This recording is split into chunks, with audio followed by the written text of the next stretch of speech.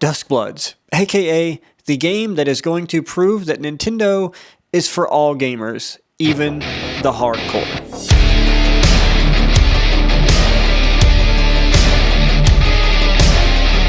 FromSoft, like the good kid that they are, making all A's, going out and winning all the trophies at the sporting events, always coming home and making you proud, has done it again. They have been on a bit of a soul-searching adventure, trying out new ways to play their Souls formula like Elden Ring Night Rain, or just doing an entirely different thing, like is the case with Duskblood. But no matter what they do, somehow they still manage to bring it home and just make it great. And I'm happy to report that Duskbloods is no different. Duskbloods is arguably their most unique take on a Souls-ish game. It is wildly different and somehow eerily familiar to everything that came before. In fact, it both is and isn't a Souls game.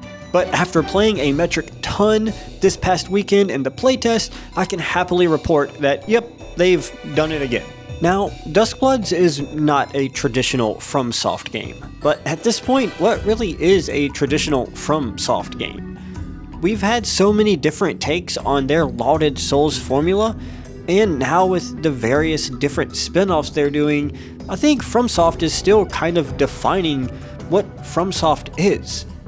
And that's bound to strike a few nerves. Hell, it already is. Impressions to the playtest are all over the place, and while I am really high on this game, I acknowledge that it's not for everybody and there are going to be plenty of detractors, who probably make valid points. But for me, this was an absolute hit, and I'm about to tell you why. Now, not only is Duskbloods inherently unique to FromSoft, but it's also inherently unique to Nintendo. It is the first time Nintendo has partnered directly with From, and while it's not quite the first From or Souls-style game on the platform, it's definitely the first time they've had one exclusive, and one that makes this big of a splash. Plenty of people have said that Nintendo fans aren't the right audience for a From title, and said that it is crazy to make this game exclusive to the Nintendo Switch 2. And I think that's kind of nonsense. Nintendo fans have a huge range of tastes, just like any platform, and there are plenty of us that are just dying to play something more mature and with that Souls-like taste. In fact, I made a whole video on why Souls-like and Switch is a match made in heaven. And it turns out I'm not the only one. Not only is there a huge hunger for FromSoft on the platform, it's actually so needed that Duskbloods had more signups for this test than Elden Ring Night Rain had. Yeah, that's right, this game that is exclusive to the Switch 2, that also requires Nintendo Online just to participate in, outdid a multi-platform title with no membership requirements that also had the name Elden Ring attached to it. And if you don't think the name Elden Ring carries that much weight, oh, it does. So, needless to say, I think that any fears that Duskbloods won't find an audience on Nintendo platforms is wildly unfounded and is just not going to hold water. That being said, what actually is Duskbloods? Well, it's not actually super easy to explain, but I'm going to do my best. Duskbloods is kind of like a PvEvP game, that as it progresses becomes more PvPvE, and then at the end is just strictly PvP. That's confusing. Let me try. Let me do this better. You start off Duskbloods with mainly the goal of doing PvE. You can find other players, and there will be griefers and people that interact with you, but you're much more incentivized to actually team up in Duskbloods, especially towards the beginning. But as the matches progress, you're more and more incentivized to start interacting with other players, and at the end it culminates in a 3v3 or 2v2 arena situation where you're strictly facing other players. So you'd say, oh, okay, so it's basically a battle royale. Well, kind of, but also not really. It does things really unique and interesting that somehow still holds that Souls formula somewhere deep down inside, while also offering something totally unique and highly addicting in my case. The biggest surprise for me was just how PvE friendly Duskbloods actually is. And for me, outside of the final round, my interactions with players were few and far between. To pull this off and make sure that players are more likely to work together than they were to try and tear each other apart, FromSoft made a genius decision to actually make killing other players give 0 rewards and incentives outside of certain times. In fact, I'd say it's almost outright a waste of time to fight other players for a large portion of the game. And dying also has almost no penalty beyond wasting your time.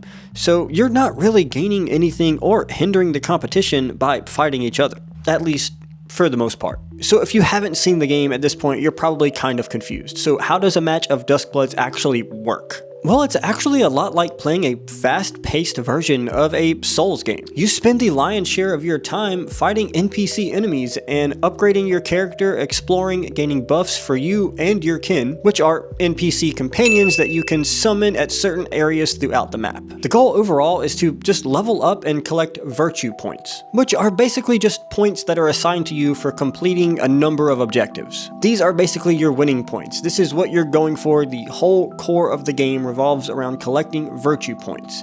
This is what allows you to progress through each round, with the 3 players at the end of the final round all meeting in an arena and duking it out to see who is the final victor. Now, of course, this is grossly oversimplified, but at its core, that is basically what you're doing. Collect virtue points by completing objectives, work your way through each round by having more virtue points than the other players, culminating in a final duel at the end of the match. Now, there is a plethora of ways to gain virtue points, and I found that it's actually quite fun experimenting with different ways to play each match and just seeing which path leads to gaining the most virtue. You can get small amounts of virtue by killing NPCs and finding lanterns to light throughout the map, but the biggest thing you want to do is fight bosses. This is a FromSoft game after all. Smaller bosses give you an okay amount of virtue, but what you're really after is what's called trespassers. These are your typical big FromSoft bosses, and they can actually be pretty horrifying and brutal. This frog has human teeth, and what the community has lovingly labeled fritties. No, I will not be explaining that further. Trespassers, more than anything, is what actually incentivized me more often than not to team up with other players that are fighting that boss. And I was actually surprised how many other players would hop in when I initiated a boss fight to help me take down the boss. Because everybody that fights that boss gets a large pool of virtue at the end if you're able to beat the trespasser. And it's because of another smart thing FromSoft has done. See, when you're fighting trespassers, you're actually incentivized to work together. There's really no benefit to trying to come and steal a boss kill from another player. You're not going to get any more or less virtue if you're the one to deal the final blow. There might be some cheeky things where you can kill another player right at the last second to make sure they don't get the virtue, but I honestly don't know if that works. I haven't played enough to really see anybody attempt that, but that's something I'm keeping my eye on. When I played, most often, we just kind of worked together, took the boss down, got our virtue, and went our own separate ways. In fact, when somebody engages a trespasser on the map, it prompts you at the bottom of the screen if you want to join them or not. You can hold the minus button down on the Switch controller, and it will teleport you to that boss fight. You then help them fight the trespasser, and it will warp you right back to where you were when the fight is over. I think this is really smart and still gave me that sense of camaraderie and working together to take down a boss, just like summoning an ally in Elden Ring. You also get a good chunk of virtue at what's called ritual sites. These are basically little arenas where you can gain virtue by either pledging yourself to that site or by fighting other players inside that ritual site. This makes ritual sites one of the few times you're actually incentivized to engage in PvP. Now, it is important to note that you do have to wait for the ritual sites to open before you can engage in them, and if you go to a ritual site and just try to PvP it out before it's open, neither one of you are getting any virtue and you're just wasting time. The other main incentive for PvP comes from sigils. Sigils are basically missions that you equipped prior to a match and they give you virtue for completing them. And of course, one of these sigils tasks you with eliminating a certain other player. But there are a few other sigils to choose from. One actually tasks you with teaming up with another player. So while there is one that wants you to PvP, there is another equal one that also wants you to team up and work your way to the end together. The choice is really yours when it comes to how you engage with Duskbloods and how you choose to run a match. There's really not one best method, as far as I can tell, to how you get to the end. Of course, at the end, you have to engage in PvP and fight to win, but how you get there is what makes Duskbloods so unique and special. I hesitate to call it a battle royale because you can get to the end without battling anybody outside of NPCs. So it is this really interesting and, for me, fun spin on the Souls-like and battle royale formula. In short, I never really had that pressure that you get when you're in a battle royale, where it's, oh, if I die, it's all over, I'm losing all my progress. It was more of a, oh, let me drop in, have some fun, experiment, see where this takes me, and if I make it past the first few rounds, then I'll really lock in, try to get as much virtue as possible, create a good build, and see what I can do with PvP in the end. The push and pull in Duskbloods of working together or fighting is really interesting, and it did a good job of keeping things fresh without ever feeling annoying or like somebody was just trying to spam PvP the whole time. Now, I will say that the kin really do need balancing, and this is typical FromSoft. If you've played FromSoft PvP before, you know that there are some things that are wildly overtuned and some things that are undertuned. There are some kin that just seem so strong and help you so much, and then there are some that really you don't even notice are there helping you. And then there are some that they're doing something and it might be helping, but I don't really know how. Now, the map we played in the test was fairly big and had plenty of intricate interiors and verticality to it, so there was actually a good bit of exploration and plenty of room for your typical FromSoft Souls-like encounters. And it should come as no surprise that encounters are really fun. They have dialed mobility up to 11 in Duskbloods. Everybody has access to a super jump, followed by 3 more jumps in the air, meaning that yes, you in fact have a quad jump and an air dash at your disposal. Mobility is through the roof. I mean, you're jumping and dashing around everywhere, and it's actually a lot of fun. It might seem like blasphemy, especially if you're coming off something like Dark Souls 2, to just be able to launch yourself across the map, but I promise it works. Each of the characters that FromSoft calls Bloodsworn has access to their own unique ranged weapon, as well as 2 abilities. I tried all 6 of the playable characters in the test, and I quickly found out that Sniper Layla was my absolute favorite. But they were all actually pretty fun to use and felt decent.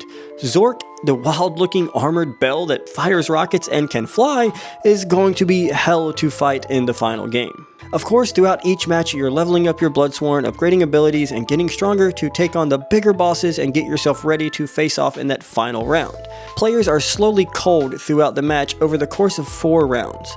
And this structure is kind of cool actually, and does a good job of putting pressure on you at the right time to get as much done as fast as possible, since the pace here is fairly quick. What do I mean by at the right time? Well, in the first round, none of the 8 players are actually eliminated. During the first round, you're able to wander around for a bit and kind of get your bearings, decide what you might want to do for that map, find your kin, and start upgrading, free of the pressure that you might be eliminated any moment. Now that changes, of course, when it hits rounds 2 and 3, and you better start gaining virtue, because 2 players with the least amount of virtue points will be eliminated at the rounds of 2 and 3, leaving 3 players to duke it out in the 4th round in the arena. Now, there's actually a ton to go over with Duskbloods, and there is a lot of nuance and intricacies that I'm just not touching on in this initial impressions video. But it all came together and culminated in it being a really engaging and fun experience. And while FromSoft purists are probably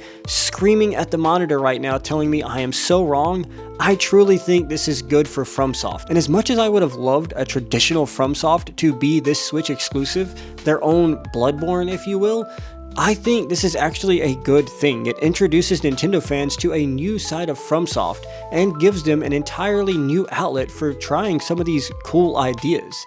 And for me, it paid off. I am not great at Elden Ring PvP. I've never been that great at Souls PvP, and I was still able to enjoy myself. Even in the final round where I'm forced to fight other players, by that point I'm just excited to use this build that I have built up over the course of the match against people and just see how I stack up. Even if I suck and I have to work at getting a lot better, it's still really enjoyable for some reason. Now, it's a totally different experience if you're playing duos, because obviously then you have a partner, and it's you and your duo versus another duo, and that is an entirely different dynamic. And I didn't try duos nearly as much in the test, but I can imagine if you have Souls friends that you typically hop on and play Souls with, you're going to have a lot of fun hopping into these matches, running the gauntlet, and then getting to the end, and just trying to beat the crap out of the other team. I do actually think Duskbloods is shaping up to be something really special, and considering it ran very well with almost no bugs on my end, I can easily see this launching this year. I mean, it basically seems ready. Now, we do know that there are more Bloodsworn that they have yet to announce and more maps coming, so hopefully we get a release date and more details about the remaining Bloodsworn and maps at the September Nintendo Direct. I had no idea what to expect from Duskbloods heading into this test, and I walked away really impressed and definitely wanting to play more. I'm not ready to say it's the best From game ever, or that it's some new revelation in Souls-likes or a new big frontier for FromSoft. But I do want to play more, and I really did enjoy my time with the game. And it's kind of funny actually that with Duskbloods and Splatoon Raiders, I'll probably have spent more time gaming online on my Switch 2 this year than I have on PS5 or Xbox Series X over the past 2 to 3 years. Anyways, that's it for this one. If you enjoyed the video, do the like and subscribe dance, and I will catch you on the next one. Thanks for watching.